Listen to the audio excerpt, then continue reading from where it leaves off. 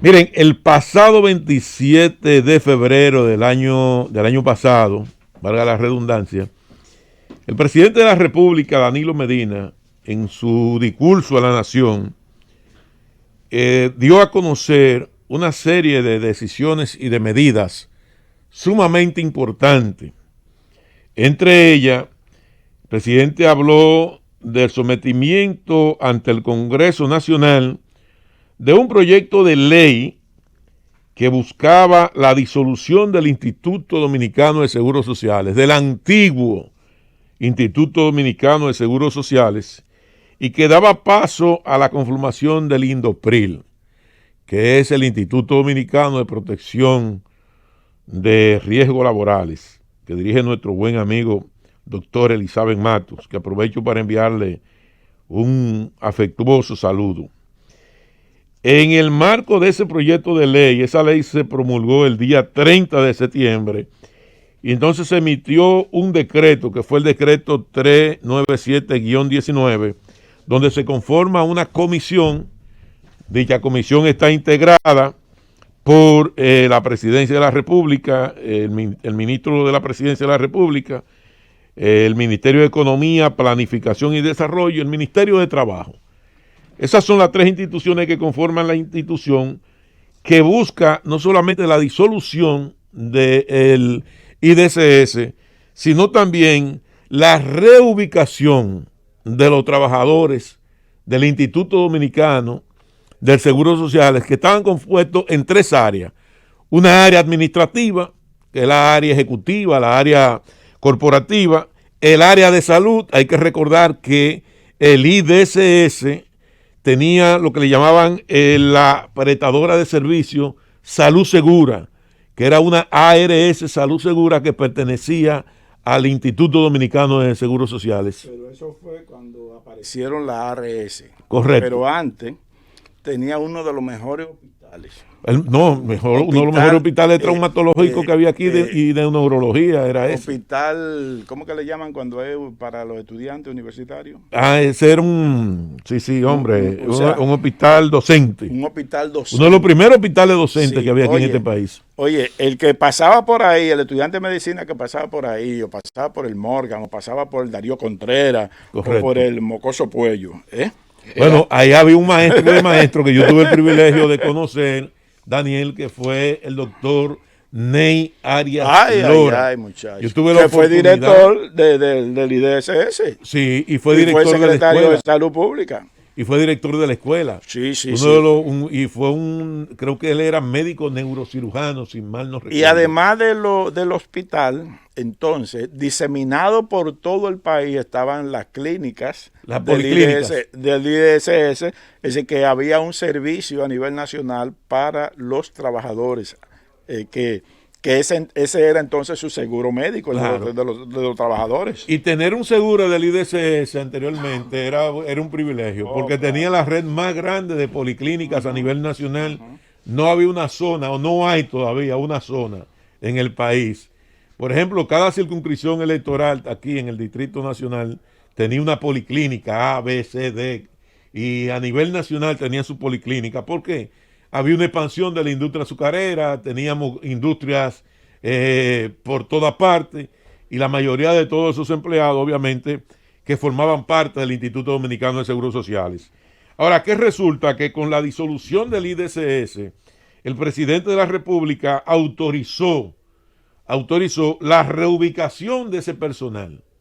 Estamos hablando de que solamente en la ARS Salud Segura habían 590 empleados, 600 en las estancias infantiles. Hay que recordar que el IDCS tenía las famosas estancias infantiles, que esas instancias infantiles no eran más que lo que recibían a los niños de los trabajadores. Y eso le permitía tanto al trabajador como a las trabajadoras tener a sus niños, sobre todo las empleadas de zona franca, en esas estancias infantiles que pertenecían al IDCS y de la oficina administrativa a cerca de 1,000 personas. Pues resulta que apenas han podido ser reubicados 19 empleados. ¿Qué está ocurriendo? Y es un llamado de atención que le hago a la presidencia de la República, al presidente de la República, que este es uno de los proyectos más importantes del presidente, un proyecto creo que visionario. Pero sin embargo, cuando se reubican esos trabajadores, las instituciones del Estado a los cuales se le mandan para reubicarlos lo están rechazando. Y hoy por hoy, desde el día 19 de marzo, esos empleados no han cobrado. O sea, encima de que no han sido reubicados, se le paralizó el salario. Obviamente tú dirás, bueno, el problema es que si ya no existe la institución, entonces quedan prácticamente en un estado en un limbo jurídico. Desamparo. Un desamparo total.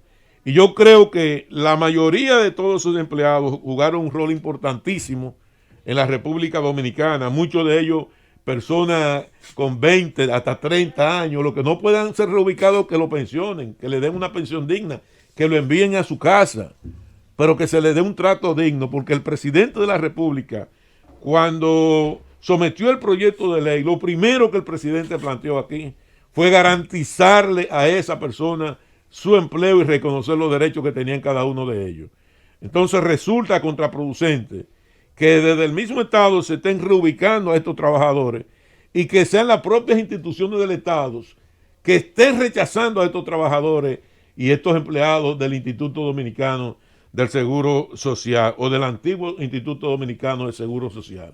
Apenas 20 personas, de acuerdo a la información que tengo y que no enviaron, se han sido reubicadas. De manera tal de que hacemos ese llamado de atención para que se le dé cumplimiento, ya no solamente a la visión que tuvo el presidente de la República, sino a una disposición amparada en la propia ley. Porque la ley que fue aprobada, que fue sometida por el presidente de la República, la que establece en cada una de esas facilidades para esos antiguos empleados del Instituto Dominicano de Seguro Social, que en medio de una pandemia, que en medio de esta situación que estamos viviendo, carecen en estos momentos de un salario porque no se le ha pagado el mes de marzo y estamos ya en mayo. Hay que imaginarse la situación que están viviendo ahora esos empleados y esos trabajadores, y por eso hacemos el llamado de atención. Probablemente las autoridades no tengan conocimiento de esto, porque si hay una resistencia por parte de alguna institución del Estado, el presidente tiene que hacer valer el derecho de esos trabajadores. Y ahí hay una comisión integrada por la Presidencia de la República, el Ministerio de la Presidencia de la República, por el Ministerio de Economía, Planificación y Desarrollo y por el Ministerio de Trabajo. Y creo que ameritan una respuesta a estos trabajadores. Y lo más probable, Felipe, que estemos hablando de chequecitos. Así es. De poca monta. Y que estaremos hablando también, mire, no hay nada peor que a usted lo estén rebotando. Que lo manden de una institución a otra, ¿no? Que eso le corresponde a aquel, que le corresponde al otro. O sea es denigrante. Es sumamente denigrante. Desesperante, además. Así desesperante. Es. Y puede provocar en muchos casos hasta un pique, una rabia de una de esas personas, la mayoría gente ya muy entrada en edad, ¿verdad? Y crearle una situación lamentable, hasta de muerte. Estamos hablando de cerca de 2,000 personas que están en esa situación de desamparo. Por tanto, estamos haciendo ese llamado. En medio de una situación de calamidad como la que vive el país y vive el mundo, es justo también de que esas personas sean auxiliados, porque si estamos auxiliando a trabajadores privados, se están auxiliando a personas que están en su casa sentadas, entonces resulta que esta persona... Estamos auxiliando a empresas. Estamos auxiliando a empresas. Empresas grandes. Entonces, estas personas que no califican probablemente para una ayuda económica, que le vayan a llevar una ayudita a su casa, que no califican para el plan Quédate en Casa, que es el famoso salario que le están llevando, entonces están en un estado de indefensión porque ni se le está pagando su salario, tampoco están recibiendo ningún tipo de ayuda. Y entonces creo que es justo que se reconozcan esos derechos. Miren, Neney Cabrera por fin dio el paso. Y qué bueno que lo haya dado, porque usted no puede pretender mantener en vilo ni mantener en zozobra una estructura política de que ya me voy, que ya vengo, que estoy... Yo recuerdo que hace 2 meses y pico, 3 meses, yo anuncié la salida de Neney Cabrera de manera tal que lo que Neney ha hecho... Tú estabas orejeado. Pero él mandó la avanzada. ¿Quién era la avanzada de Neney Cabrera? Leo Adame, mi amigo, que es mi amigo, y Khalil, no, pero Khalil entra en otra etapa, porque estoy hablando de gente que están ahí muy vinculados con él. Gente que tenían su oficina ahí en el Hotel Embajador y que hicieron el lobby y todo eso. Porque Ángel de la Cruz y Ángel de la Cruz, que eran más o menos esa fue la avanzada, que forman parte de su estructura política. Ahora bien, Nene se va con un grupo de gente, que uno de los graves problemas que tienen esa gente es que no tienen como una crisis de identidad. Y lamentablemente Nene pasa por esa crisis de identidad. Y son gente que tiene un elemento común, que es lo más importante de todo. ¿Y cuál es el elemento común, el punto común que tienen esa gente? Por ustedes ve ahí a Khalil Michel y vean a toda esa gente. Es que medran alrededor del poder. Al medrar alrededor del poder, por eso usted lo ha visto que en el Partido Reformista, por eso usted lo ha visto en el PRD, cuando el PRD ha llegado al poder alrededor de Hipólito Mejía, por eso lo ha visto usted alrededor del PLD, cuando el PLD ha llegado al poder.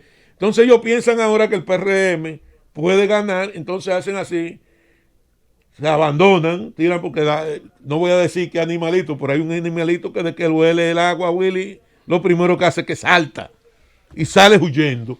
Entonces, esa es la realidad, pero no aportan absolutamente nada. ¿Qué es lo que van a aportarle ahora? Porque oye lo peor, le dicen ahora a los marielitos.